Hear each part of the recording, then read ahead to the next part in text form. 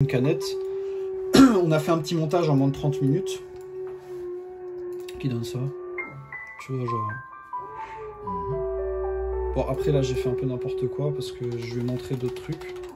Comme couper, enfin, on va recommencer à zéro. C'est beaucoup plus simple. Donc en gros, qu'est-ce qu'on a fait? On a pris quelques petites images, tu vois. On a pris quelques petites images.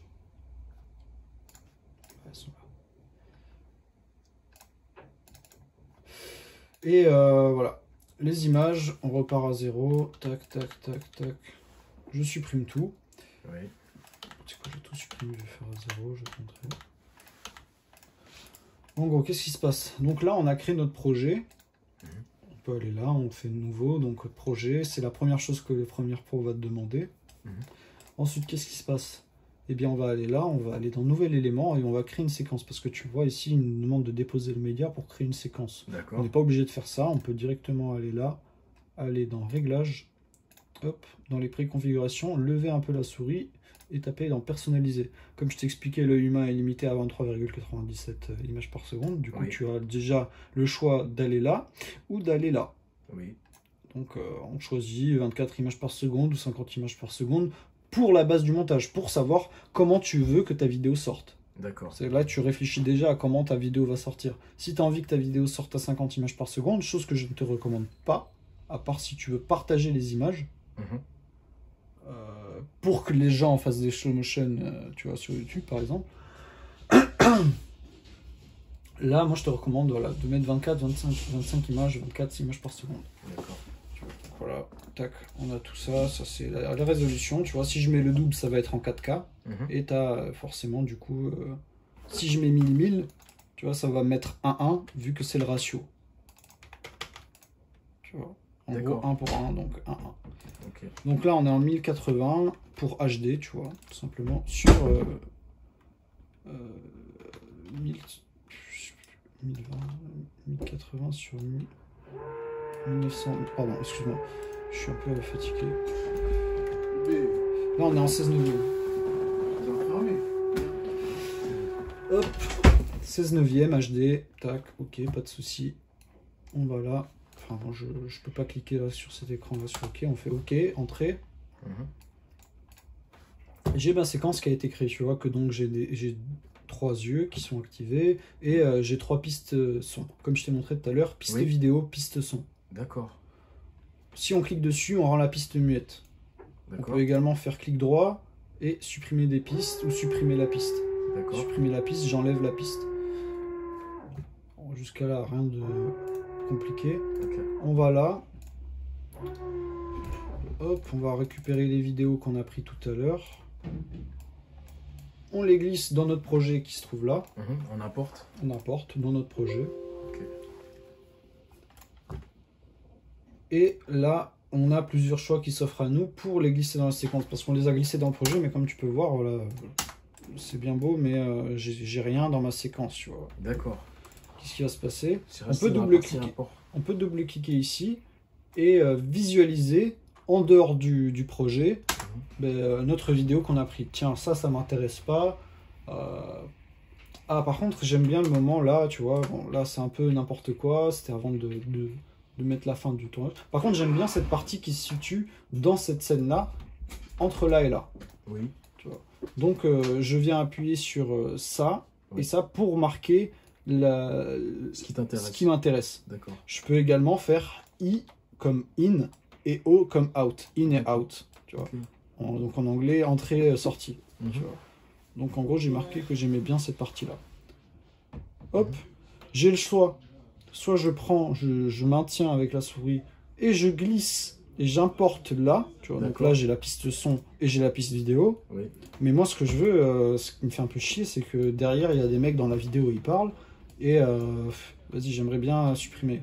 Donc soit je peux faire ça, ou alors je peux directement impliquer. Tu vois, là il y a la vidéo, là il y a le son. Je peux directement prendre la main là, prendre uniquement la vidéo et l'importer là, sans le son. Tu vois. Ou alors je peux faire l'inverse. Parce que j'ai session. Du coup, j'ai vu qu'il y a des options. Et en gros, là je peux tout simplement, par exemple, prendre le choix et faire le choix de prendre que l'audio. D'accord. Mais moi, ce qui m'intéresse, c'est que la vidéo. Ou également, je peux prendre la vidéo de là et comme la prendre là, genre la remettre là, tu vois. Mais par contre, j'aurai que cette bande-là de la sélection de temps que j'aurais voulu. Ok, je vois. Ou sinon, il y a une autre option, c'est-à-dire que je prends toute la piste, je la mets là, et je recadre moi-même, tu vois, en regardant la vidéo, et je le recadre moi-même. C'est plusieurs possibilités, tu vois, mais la plus rapide, ça va toujours être de regarder là, tu vois, oh, ça m'intéresse, I, pour entrer, out, sortie. Ok. Tac, hop, ça m'intéresse, ok, je garde ça. Bon, on fait rapidement la même chose pour ça. On regarde la scène. Ok, bon, moi je sais déjà ce que j'ai filmé, je sais que là ça va être le bon moment. Voilà. Tu vois, il y a une canette, tac. Ok. Hop, tac, qu'est-ce que je fais, tac. On a filmé en 24 images par seconde. On contrôle R pour le temps, vitesse et durée de l'élément. On veut que ce plan-là, sélectionné, il soit à 65% de sa vitesse de base. Donc un ralenti. D'accord. On peut également inverser la vitesse, ce qui va faire que le début sera la fin et la fin le début. On peut également cliquer sur propagation, décalage des éléments. Donc en gros, à chaque fois que je vais faire ça et que je clique là et que je clique sur OK, le ralenti va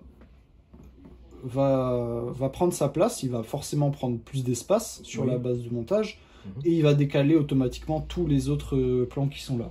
C'est pas un truc que je recommande forcément.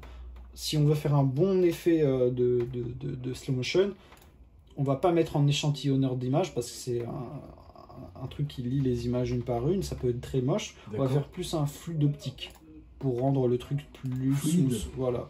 D'accord. D'accord. Ce qui fait une espèce de transition. C'est ça? Non, c'est quoi? Entre les images, il y a une transition floue. Dans un sens, tu vois. Parce que si je fais un slow motion en échantillon d'images, tu vas voir après l'écran n'est pas fou. Mais tu vois, il y a une différence un peu que tu vois surtout à l'exportation. En gros, ça va lisser les images entre. Tu vois. Hop. Donc là, il me manque la troisième image.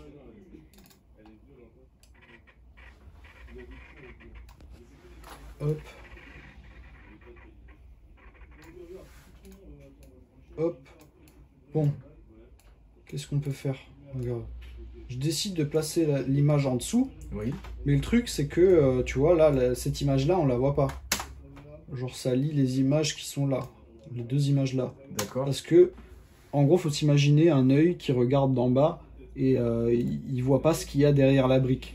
D'accord. Mais par contre, ce qu'on peut faire, c'est désactiver cette piste-là. Et là, du coup, j'ai l'image d'en dessous qui apparaît, tu vois, et voilà.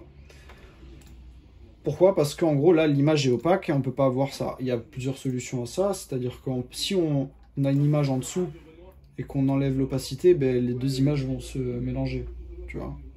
Ou alors, un truc plus intelligent, plus stylé, on peut créer un calque. On crée un calque, voilà, on clique sur opacité par exemple, on peut faire ça sur des effets aussi, si je peux mettre ma canette en glitch par exemple, tu vois. Je peux faire ça, je la détourne grossièrement. Hop. Je peux faire... Comment tu fais ça? Comment tu fais pour encadrer comme ça? C'est là, je t'ai montré. Ah d'accord, ok. Tu peux soit prendre un carré, soit un rond, soit tu le traces toi-même. D'accord. Bon, c'est très grossier, tu vois, genre il y a des coupures qui sont très grossières, donc ce que je vais faire à la va-vite, c'est que je vais faire un contour progressif du masque. Je vais lisser des contours. Je vais, on va dire, donner l'indication que je veux que ça soit lissé à 50. Et je vais donner 10% d'expansion du masque. Et là, qu'est-ce qui se passe? Qu'est-ce qu'on remarque? Voilà, on a une petite ouverture, mais le problème c'est que la canette, elle est coupée bien que à ce moment-là. Mais qu'est-ce qu'on peut faire du coup? Donc qu'est-ce qu'on peut faire? On va appuyer sur ce petit rond, ce timer, qui va nous permettre de désactiver, activer l'animation sur le temps. Et on va tracer le masque, on va lui dire voilà, je veux qu'à cette période du temps, l'image du masque soit ici. Donc là, ce qu'on peut faire, c'est jouer l'image et tout simplement dépasser le calque à l'endroit qui nous convient. Tac. Tac. On prend le début. On le met là. Hop. Hop. Hop. Et en gros, on dit voilà, au lieu de faire image par image, on dit voilà, je veux que le calque il soit à cette indication de temps précise à ce moment-là. Là, en utilisant cette bande de temps-là. Et si tu remarques bien, quand je déplace cette ligne-là, ma ligne ici se déplace aussi. C'est-à-dire qu'on reste que sur ce plan-là, mais on choisit de déplacer le calque de ce plan-là sur ce temps-là. D'accord. Tu vois. Du coup, là, on a direct un truc un peu plus... Tous les petits carrés qu'il y avait en dessous, là, c'est ça, c'est les marqueurs? C'est les marqueurs de temps, c'est les images. D'accord. Les images sur le temps, ça c'est le temps et ça c'est les points. En gros, ce point-là, il montre que le calque sera le calque sera ici, à ce moment-là. Voilà. Le calque il sera à une position différente à ce moment-là. Et en gros, logiquement, l'ordinateur il calcule l'espace qui est entre milieu. Il se dit, ah, si en gros, si le calque il est ici à ce moment-là et que en une seconde il passe d'un autre endroit, il va calculer la trajectoire. D'accord. Tu vois. Okay, Toi, tu as juste à définir des points clés, des éléments clés. Okay. Hop. Qu'est-ce qu'on se dit? Bah écoute, franchement, je vais rajouter un effet. J'aimerais bien que ma canette, elle soit holographique. Bon, il n'y a pas tous les effets comme ça, mais ça, c'est un effet que j'ai. C'est un effet qui s'appelle Holomatrix. Donc, je prends un effet.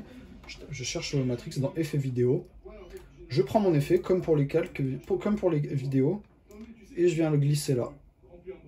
Voilà, j'ai mon calque qui me montre. Attends, je vais rajouter une expansion de masque parce que tu vois là, je peux voir que j'ai un peu encore du plan de derrière qui déborde. Je vais mettre 20. Voilà, ça débordera moins. Mon effet là, dans mon option d'effet, il se trouve là. Je vais choisir un preset, pas trop. Voilà, bleu. Voilà. Tu vois. D'accord. Mais là, qu'est-ce qui me manque? J'ai pas de colorimétrie, l'image elle est grise.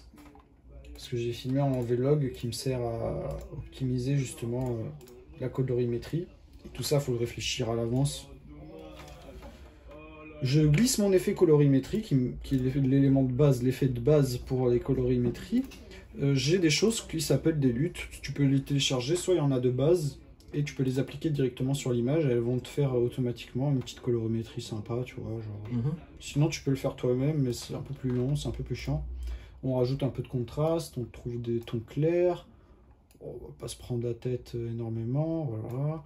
Et là, directement, on peut, en cliquant sur là, activer, désactiver l'effet pour voir comment était l'image avant et comment elle est maintenant. D'accord. Il y a une nette différence. Il y a plus de contraste, c'est plus agréable à la vue.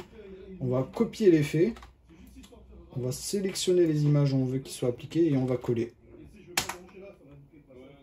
Et là, je suis en visio 1/4, donc la qualité est divisée par 1/4. Hop. Et voilà. Donc, qu'est-ce qu'on se dit directement? Vas-y, c'est chiant, il n'y a pas... Qu'est-ce qu'il veut nous dire, le gars? Il est bizarre, tu vois, il nous fait un montage, il y a une canette... une canette Matrix. Une canette, tu vois, genre... Ça veut dire qu'elle est bonne, cette canette. Exactement, mais quel message veut-il nous faire passer? Qu'on l'achète? Vas-y, je l'achète tout, cette canette. Mais on a téléchargé un son au préalable, et on vient glisser le son justement dans la piste audio. D'accord. Qui est ici, comme je t'ai montré. Donc là, comme je t'ai montré, tu vois, là, tu peux t'intéresser, voilà, sur la piste audio directement. Tu as la piste audio là, tu peux gérer le volume là, les décibels, ou tu peux les gérer là, avec la même chose, le niveau, tu vois. On peut créer un effet avec un point clé, on dit que voilà, à ce niveau-là, je veux que ça soit à moins l'infini, donc en gros qu'on n'entende pas la bande audio à ce moment-là, et qu'à partir de là, ou alors on réinitialise l'image, on dit voilà, 9 décibels. Tu vois. Donc en gros, ça va faire un fondu. Attends, parce que ça va faire. Et tu sais comment on fait pour rajouter le logo sur la vidéo? Ouais, sur Premiere Pro. Là, je t'explique ça juste comme ça. Sinon, on peut directement aller dans un fondu, là. Oui. Taper fondu dans effet et tu as les transitions audio. Fondu exponentiel. On le colle là. On le glisse à l'entrée et à la sortie. D'accord. Bon, c'est un peu moche parce que le son apparaît un peu plus loin. Hop.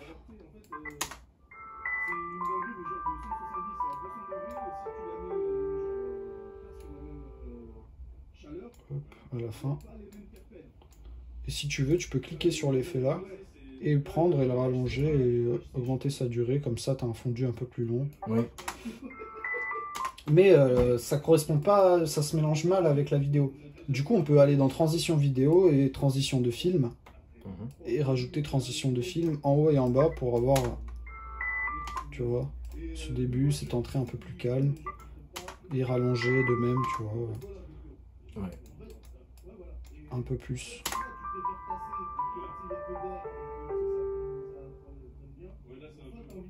Ok. Un petit fondu à la fin, ça serait pas mal.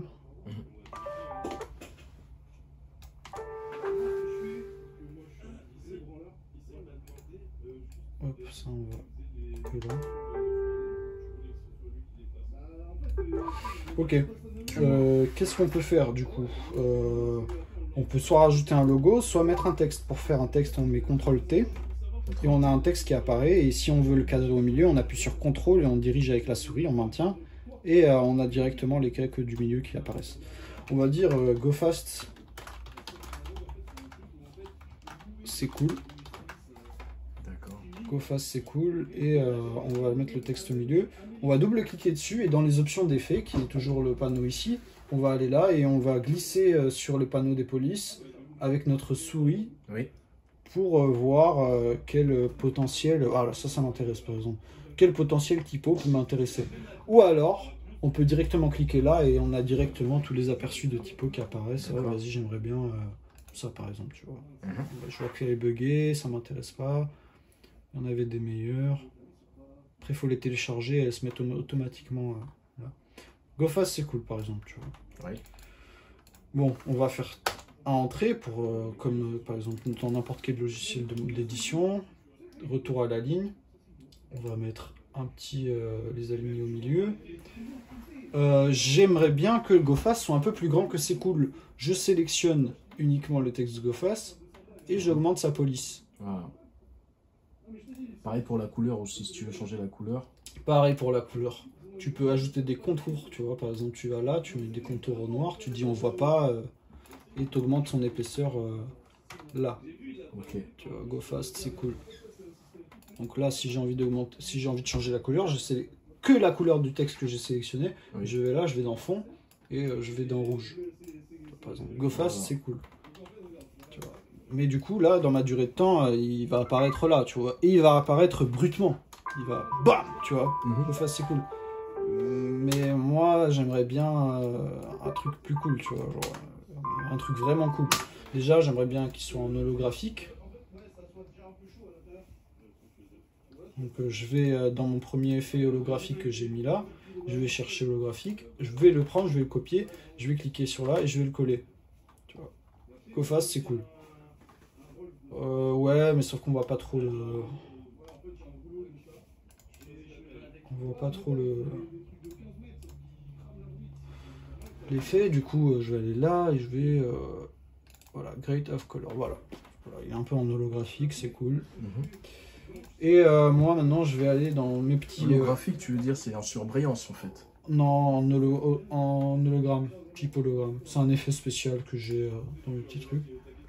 Là, ici, je me dis j'aimerais bien ajouter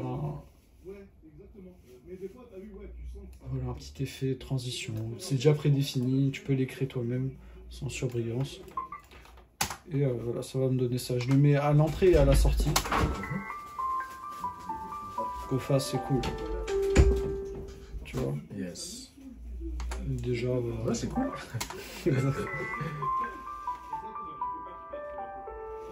Ça donne envie, quoi. Donc là, qu'est-ce qui se passe? Mon client, il attend. Ça fait 24 heures que je dois lui envoyer le montage. Je lui fais I pour in dans la séquence. Oui. Je le mets là. Je marque l'entrée de la vidéo que je veux exporter. Et je clique sur O. Et je ramène ça à la fin, là où je veux que voilà, ça se colle automatiquement, tu vois, c'est aimanté. Tac, je peux pas, tu vois, c'est dur de s'en défaire. Ça s'aimante tout seul à la sortie du projet. Ensuite, ce que je vais faire, c'est que je vais faire CTRL M. Ou alors, je crois que c'est dans Fichier. Et tu fais... tiens, CTRL M, tu devrais le voir par là. Exportation. Exportation. D'accord. Média. Tu fais CTRL M ou exportation média. Bon, je fais toujours CTRL M. Et là, du coup, tu as format. Qu'est-ce qu'on va faire pour format? Ben, en vérité, si on veut, on peut mettre QuickTime. Si tu es sur Mac, je pense que c'est mieux de mettre QuickTime. Ou alors, sinon, on va mettre H264 qui est du MP4. Moi, je mets toujours H264. Et là, du coup, en préconfiguration, on va te proposer soit correspondance à la source, débit élevé, soit personnalisé. Moi, je pense qu'on va mettre personnalisé. Et on va utiliser, on va cliquer sur, normalement ça va être décoché là, on va cliquer sur utiliser de la qualité de rendu maximale, utiliser les prévisualisations si tu as prévisualisé ton projet auparavant, c'est un autre thème, c'est un peu plus complexe. Hop, je me dis, ouais, c'est cool. Hop. Hop, là on va cliquer là, et ici on va avoir vidéo. Vidéo, ici tu peux changer la fréquence d'image. Tu cliques là, ça va être décoché. Tu cliques là, rendu à la résolution maximale. Et ici on va arriver dans réglage du débit. Quand on a parlé du débit tout à l'heure, on va cliquer au lieu de VBR 1 passage, VBR 2 passages, on va cliquer sur CBR et on va mettre débit mégabits par seconde. Tu vois, en gros, plus ça va être faible, plus ta qualité va être pourrave. Là, tu vois, le dossier du fichier, il va être estimé à 420 kilooctets. Là, si je le mets à 20, ce que je conseille, il va être à 16 mégaoctets directement. Mais tu peux le monter jusqu'à 50, il me semble. Tu vois. Donc 40 mégaoctets, là, tu auras la meilleure qualité possible. D'accord. La meilleure qualité, elle se situe où, à peu près? Plus tu as de mégabits par seconde ici, plus tu auras un meilleur résultat d'exportation. On clique sur exporter. J'ai pas renommé le fichier là, mais bon, tu as le nom de la sortie que tu peux renommer là. Je vais te montrer comment faire. Ça s'exporte.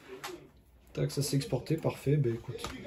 Juste à aller là, pas forcément, mais juste pour te montrer que tu peux renommer le fichier, tu peux l'appeler vidéo, tu vois. D'accord. Et là, tu as le nom de dossier où ça apparaît. Hop, je vais te montrer. Donc, pour le récupérer, pour revoir, ben, tu vas dans le dossier où tu l'as exporté.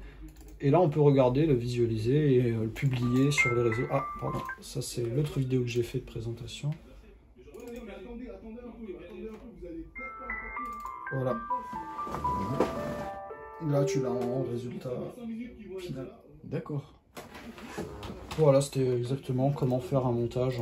Je te montre le montage qu'on avait fait juste avant. C'était à peu près la même.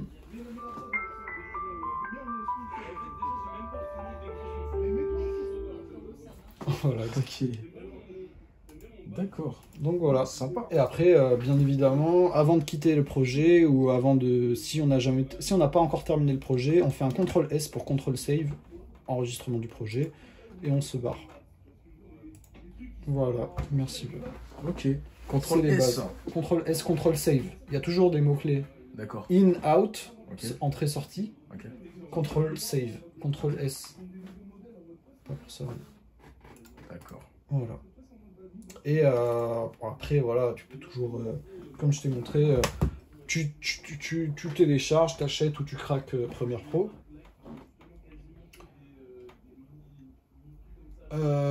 Tu vas dans ton projet, tu vas dans Édition, Préférences, et dans Préférences, c'est là où tu vas pouvoir modifier l'entrée-sortie. Par exemple, si tu n'as pas de son, tu vas aller dans Matériel Audio et tu vas configurer le matériel audio là pour voir si ça marche, si tu as le son. Oui. Et moi, qu'est-ce que je voulais te montrer? Le logo. Non. Ah, non, je voulais te montrer voilà, les raccourcis clavier. Ah oui, d'accord. Voilà. Donc là, en gros, c'est toi qui vas définir ce que tu veux. Tu vois, tu veux, par exemple, que cette touche-là, elle soit définie par une action que tu veux, une action spéciale. Par exemple, je veux qu'à chaque fois que je clique là, ça me montre tous les effets dans le truc. Tu tapes effet. Tu as quelques effets, tu vois, tu as ignoré, tu as supprimé l'élément, tu supprimer les effets, tu vois. D'accord. Supprimer les attributs. Moi, je l'ai déjà configuré à 1, mais normalement, c'est pas sur 1.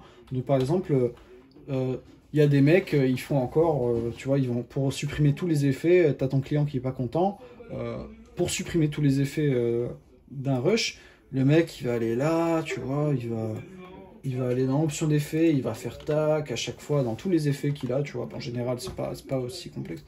Mais moi, ce qu'on peut faire, c'est prendre, d'ailleurs, tous les, tu vois, tu maintiens, tu traces un petit rectangle, et tu peux déplacer tous tes éléments d'un coup, tu vois. Ouais.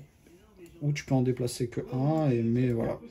Ou alors ce qu'on va faire, nous, c'est que vu qu'on a préconfiguré sur les raccourcis clavier que 1 est égal à supprimer les attributs, on clique sur 1 en ayant sélectionné tout ça.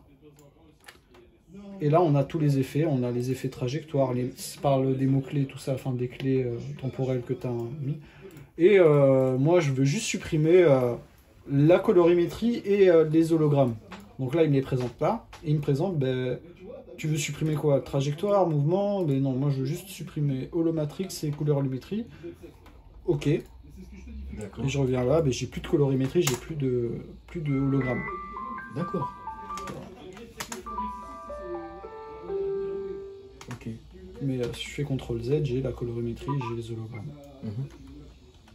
D'accord. CTRL Z, retour en arrière. CTRL SHIFT Z, retour en avant. CTRL Z, retour en arrière. CTRL SHIFT Z, retour en avant. Tu vois, donc en gros, tu as fait une gaffe que tu veux enfin là, tu as les couleurs, tu as les colorimétries. Tu te dis, vas-y, au final, j'aime pas trop. Tu fais CTRL SHIFT Z pour revenir en arrière. CTRL SHIFT, SHIFT, c'est quoi SHIFT? CTRL SHIFT, c'est là. CTRL SHIFT Z. Mais sur Mac, ça doit être différent et c'est là où justement, c'est à toi de créer tes propres configurations. Comme dans édition, tu vas dans édition, comme je t'ai montré. D'accord. Raccourci clavier. Et tu as tous les raccourcis. Tu as juste à cliquer dessus. Tu choisis le truc que tu veux que ça te fasse. Ouais. Par exemple, je veux que l'outil texte vertical, ça soit défini par F11. Je clique sur F11. Je clique sur texte vertical et je clique sur F11. D'accord. Attends. Je sais pas pourquoi ça marche pas. Ah, voilà. Pardon, faut que tu cliques là. Dans le raccourci. Oui. Pas dans le truc là, mais dans cette case là, parce que j'ai pas vu qu'il y a une case. Okay. L'écran il est un peu pourri, tu le verras mieux. Tu cliques là, il te demande, ben, vas-y, quelle touche tu veux qui définisse cet effet là. Mais je veux que F11 définisse cet effet là, tu vois, il apparaît là. Oui. Après, bien sûr, tu as d'autres effets comme Shift, tu vois.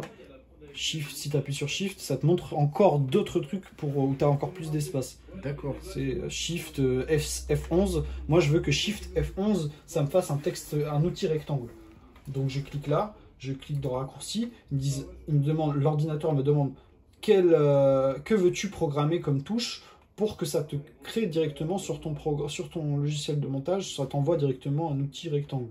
Mais écoute, moi, j'aimerais que Shift F11, Maj F11, ça me crée l'outil texte vertical. Ok, ben, il a mémorisé. Je fais ok. Je peux revenir juste là, comme ça. Hop. Et là, je fais F11. Il m'a enregistré. Je crois pas que je l'ai enregistré. Non, tu vois, je l'ai pas enregistré. Je crois que c'est l'écran, là. Il me bloque un peu. Ouais, tu vois, en gros, le bouton, il est là.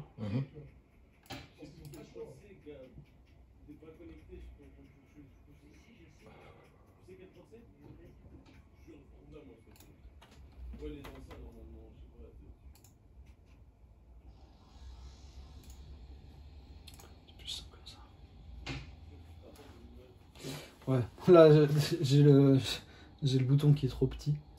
Normalement tu peux... Attends, c'est quoi? Il dépasse la résolution. Non, c'est parce que c'est pas le bon écran en fait. D'accord. Faut que tu fasses un réglage de résolution de l'écran. Ouais, c'est bon. Ah, tu vois, il est là. Donc F11. Hop, F11, outil rectangle. Et là, il y a CTRL SAVE.